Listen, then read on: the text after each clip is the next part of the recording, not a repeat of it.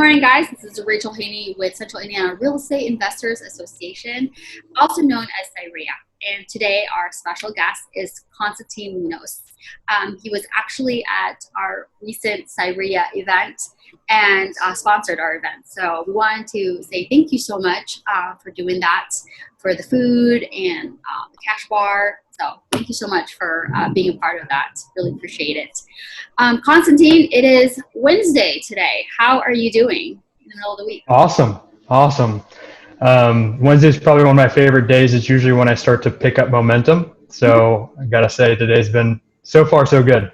That's great. That's good. I have it. That's a new one. Most of the time it's like, oh, I'm ready for the week, but you're the like sprinter at the end. Right. You sprint. It's good to know. So tell me a little bit about CPL, and that stands for Carmel Private Lending. So tell me a little about your history with CPL. All right. So we've been in business for about 10 years now. And it all started back in 2010 when I was a super senior at Purdue University. So I was doing my victory lap, and it started with a mentor. He was my grandfather-in-law at the time. And I always knew I wanted to be an entrepreneur. Didn't know exactly what I wanted to focus in, but I knew I just wanted to start something, create something, and build something. So I was a big believer in learning from other people's mistakes, since we don't have enough time to make them all ourselves. So I like to surround myself with as many mentors as I could. And fortunately, one of them was Walter Bott, who I said was my grandfather-in-law. And he had one of the biggest impacts on me, just because of our personalities really meshed, and our style of business and integrity and all that. Our values basically aligned very well. And one thing that fascinated me about Walt was that he was retired, but he didn't do any of the typical stuff retirement. You assume with retirement. He didn't fish, didn't golf, didn't travel. He basically just invested his money. It was his hobby. And, he'd invest in, all across the board, from stamps to real estate to stocks, bonds, even cars. He really enjoyed those. So it was just kind of wherever his passion took him is what he invested in. So one of the things that fascinated me the most about him was his fixation on real estate. And he had a very big background in real estate, and it evolved over the years. And one of the things he did was, he'd purchase real estate, he'd flip real estate, but he'd also purchase notes and also do some of his own lending as well.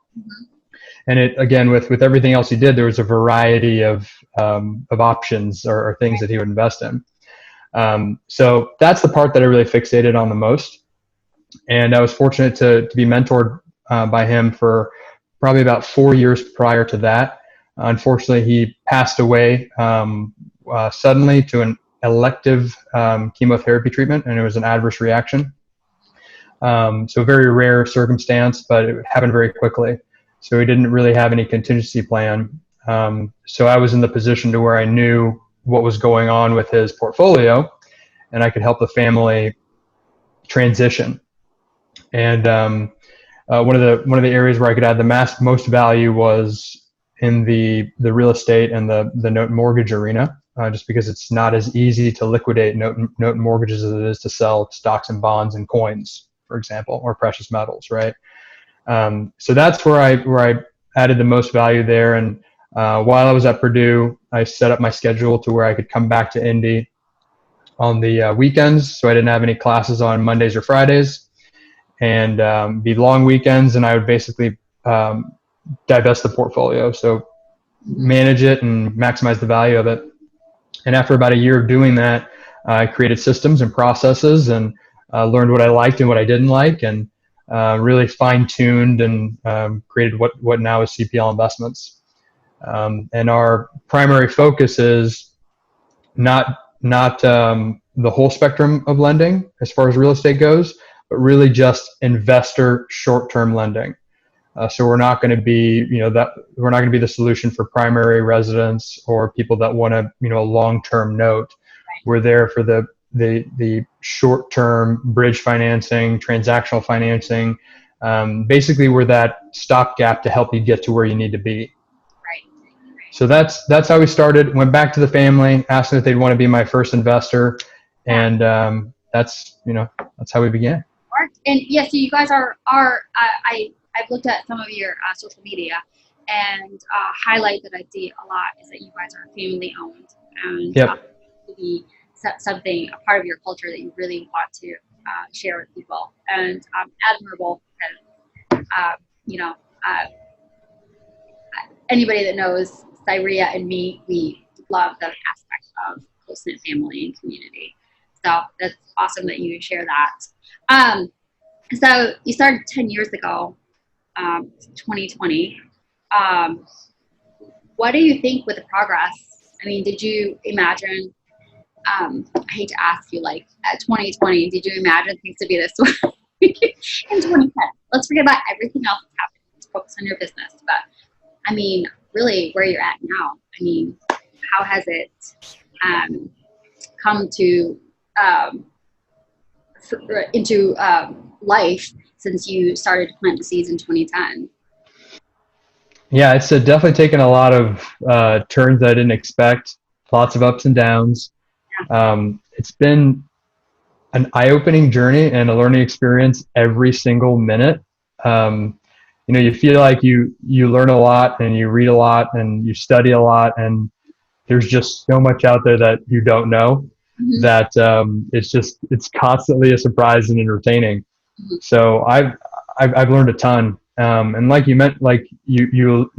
basically highlighted, is that, we are primarily a family business. We do have some friends that are investing with us as well, but it's very close friends. So we're a close knit group as far as investors go. The same thing plays out into our team. And then on top of that, the same thing is reflected on our external team members, which is what I call our borrowers, right? Or our clients. And one of the biggest things that I learned throughout this process and how we've evolved is, so I'll hit those two components. One, with the team, because we are so family oriented and family is just a very high priority of mine and value of mine, the same thing bleeds over into the team. And it is one of the most difficult things about being in business, is finding that right team and finding the right people. And I'll tell you that I would never have imagined having the team that I have right now. They're so, I trust them 100%. I can rely on them. They've got my back. It really feels like a family. It feels like a team. We're in this together. And that's something that it took a while to get there. Like I said, a lot of learning experiences. But those mistakes got us to where we are today.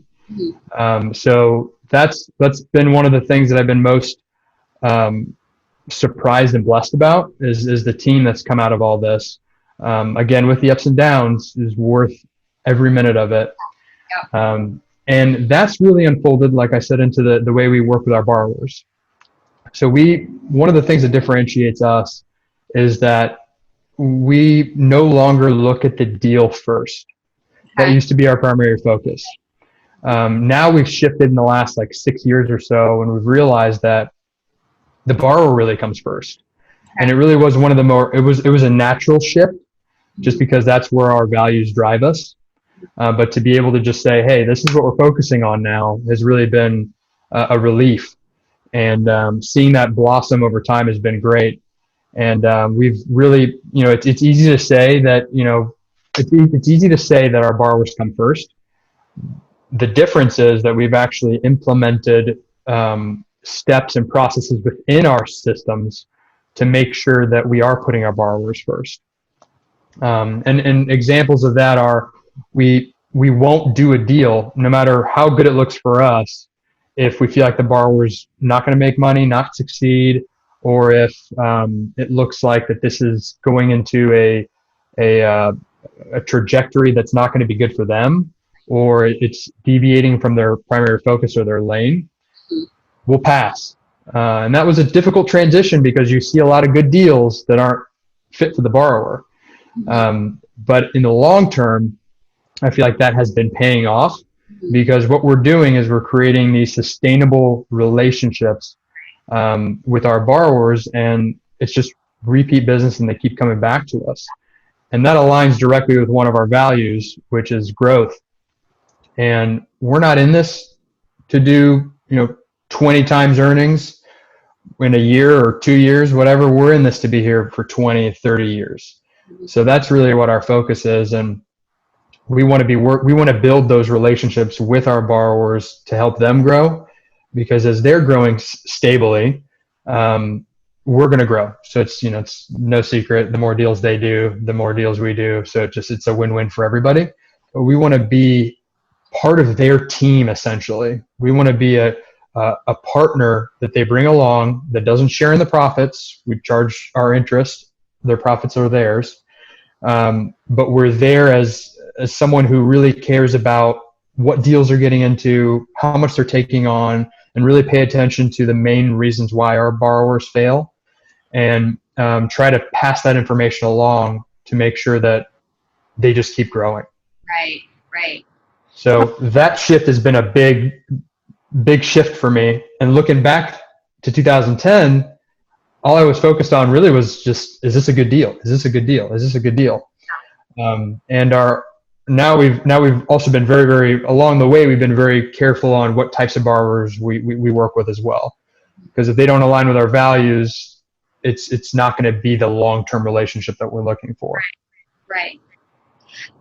It definitely sounds like you guys assess, the deal is pretty much what most lenders focus on, but it sounds like you really want to hear more of the client story. Oh yeah. You really more dive into how that client, their needs, their goals are, and it's really cool that you really look out for them. And I kind of envision like a floaty on somebody that's starting new. You kind of like, hey, you know what? Here's the pros, here's the cons, here's what we think.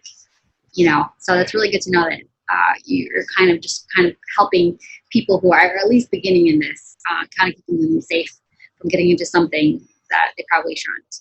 So yeah, and we work with borrowers that are starting off and borrowers that are much larger than us as a company. Mm-hmm. And our focus is trying to find people who are willing to grow and learn, mm-hmm. and who are willing to have that beginner's mindset, right? Where it's like you look at every deal as if it was your first, because once you get to the point of, I've done this a million times, I know what I'm doing, that's when you get hit, and that's where you make mistakes. Yeah. So that's the key thing. Whether you're starting out or you've been in this business for 30 years, as long as you're willing to grow and learn from others and have that beginner's mindset, we're going to work great with you. Because even if you've been in business for 30 years, we're seeing how hundreds of deals a year work and what's going on and what's working and what's not. So we'd love to share that information with you. Yeah. And if you don't want to learn from it, it's a clash of values, and you're not maximizing the value out of us. Mm-hmm. Right. So yeah.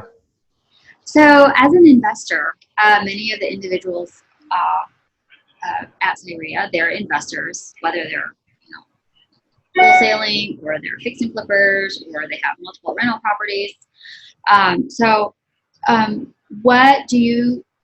How is it that you can best help investors? You probably help multiple different types of people with different businesses, but for an investor, at least in this area, how are you able to help them succeed?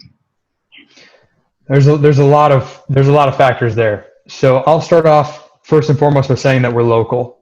Mm-hmm. Everyone on the team is local. We live here. We understand Indiana. We live it and we breathe it. And there are people that they only want to work with people. My husband, for instance, only likes to work with people he can physically shake hands with.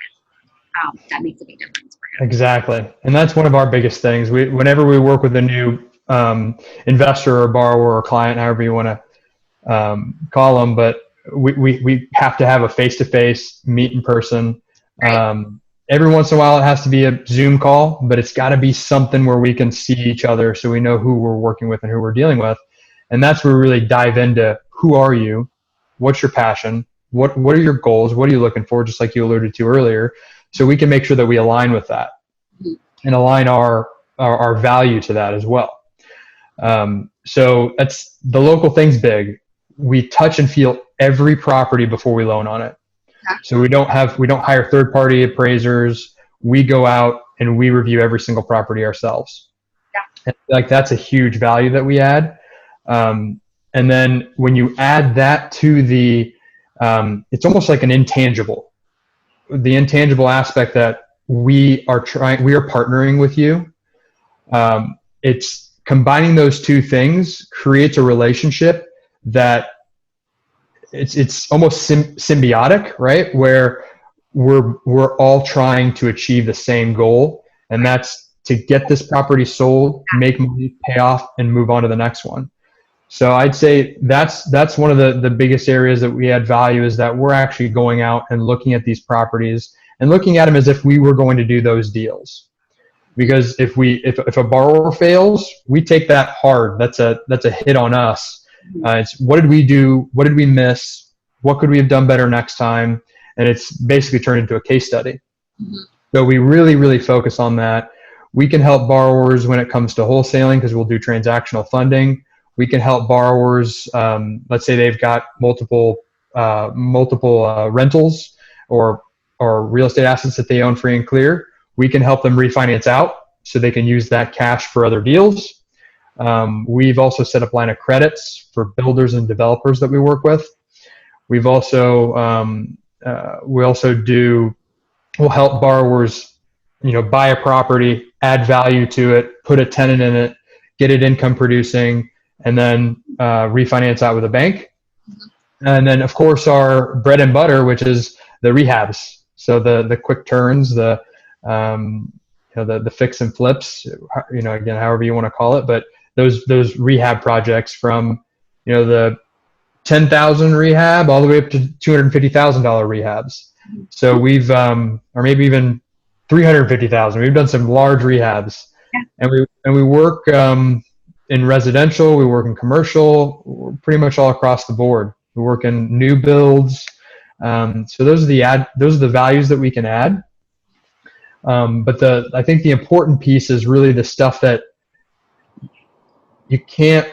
you feel instead of seeing. And that's the feeling that you get when you work with our team. That's great. Well, so is there anything else that you can add as somebody who is an investor, whether you've been in this business for a while or are brand new? What's a piece of advice that you can give out to somebody? There's so many, right? Wow. That is a very difficult. So one of the things that I've noticed that really, I'm going to give a psychological one, and then I'm going to give a financial one. Okay.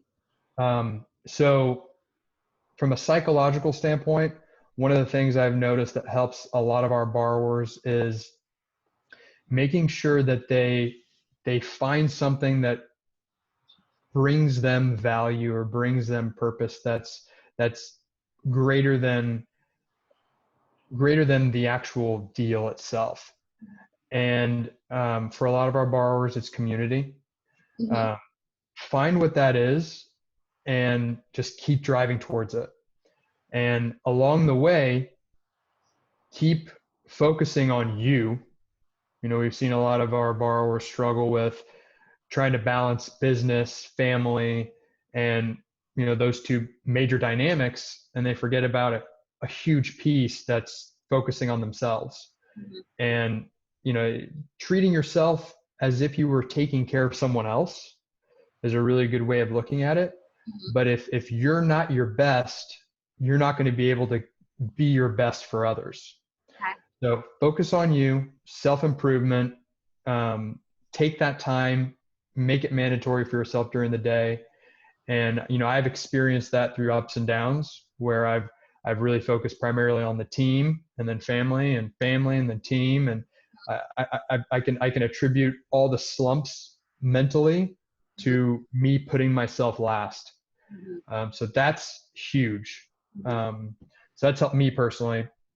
And then from a financial aspect, I'd say, um, hmm, I'd say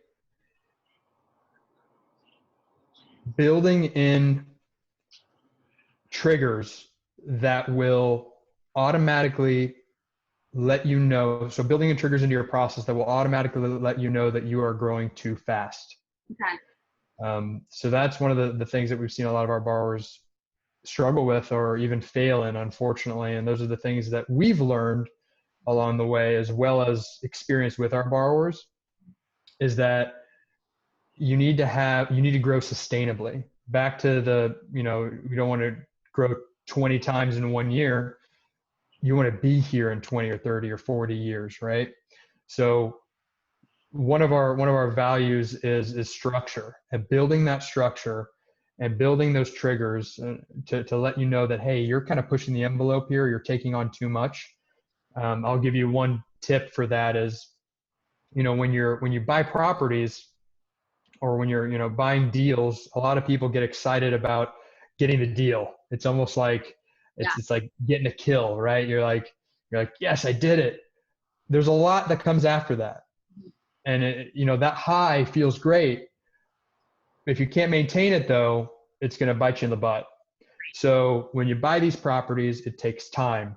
You've got debt service to pay. You've got taxes to pay. You've got maintenance on mowing the lawns. You've got all these things. So making sure you understand what your holding costs are for each project, and knowing what you need in the bank to handle 6 months worth of cash flow, or let's say 3 months worth of cash flow, wherever you are in your business, when it comes to expenses, rent, depending on what you've got to carry, and have that trigger there, and set up your bank account to send you an email that says, hey, your balance is below this amount.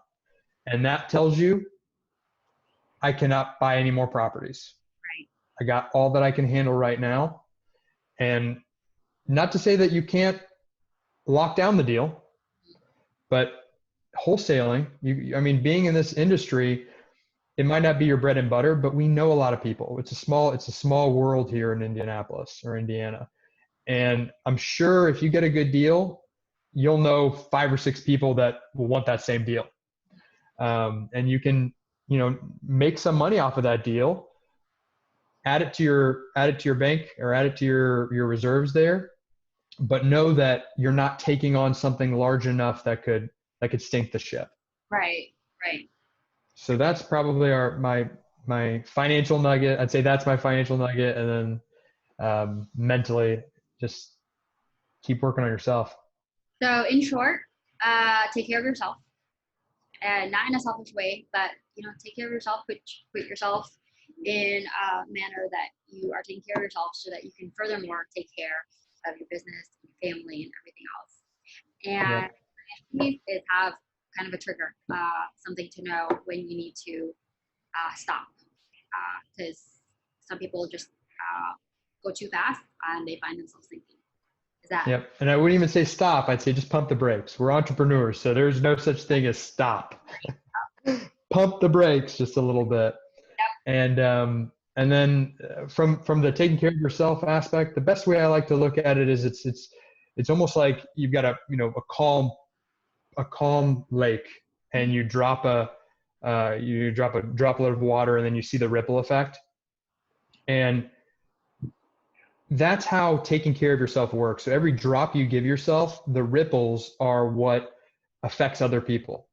So the more you take care of yourself, the more you can take care of others, and the better you can be for others. So it's actually, it's while it is taking care of yourself, so it can seem selfish, it's Mhm. really you being the best you can be, so you can take care of the people that you care about. Yep. Absolutely. Well, thank you so much, Constantine. I really appreciate this time. Absolutely. Hopefully, our audience was able to, I don't know, capture who you are as an individual, who you are as a business person, who you are, and how they could actually help with their investment projects and deals moving forward. So I'll definitely make sure to add your social media platform so they can directly click on it and make sure to like him and follow. And we will definitely make sure to reconnect, and we will see you soon. Thank you so much. Awesome. Can I give a couple shout outs real quick? Absolutely. Go for it. Awesome. First and foremost, I want to give a shout out to Cireia. We're super fortunate and blessed to have organizations like this and people who are willing to do the very difficult work to maintain organizations like this in our community. There's, not very many. I can count on my hand how many good organizations there are that can help investors invest properly. And this is, it can be very dangerous if you don't have that community. And on top of it, it adds a sense of you're not alone, which is huge for entrepreneurs. You can feel like you're kind of in a bubble on your own because it's hard to relate with people. And being able to be part of a community like this just makes people better. And we're really fortunate. The whole team at Cireia is amazing. I'm only going to give one shout out individually because there's just too many people to name. But Vicky Perry, she is just a tank. Like, she just gets it done. And I love it. And she's so inspirational. And she's just an awesome. Cireia is fortunate to have her. So it's kind of a whole domino effect there. We're very, very fortunate to just have this organization, and very blessed. So that's a shout out there. And then I got to give a shout out to the team because, like I said, they do. I couldn't imagine a better team. They do it they handle the business basically from start to finish. They're the people you're going to be dealing with. We got Zach, who's at the front of the house. We got Kelly, who's in the middle of the house, making sure all our systems are running smoothly. And then we've got Stephanie, who's really just like the glue that holds it all together. So that's the team we got, and I'm really blessed to have them in my life, and very, very fortunate. So appreciate your time, Rachel, and this was great chatting with you. Well, thank you so much. We are very blessed to have had you here and share what CPL is about. So thank you so much. Awesome.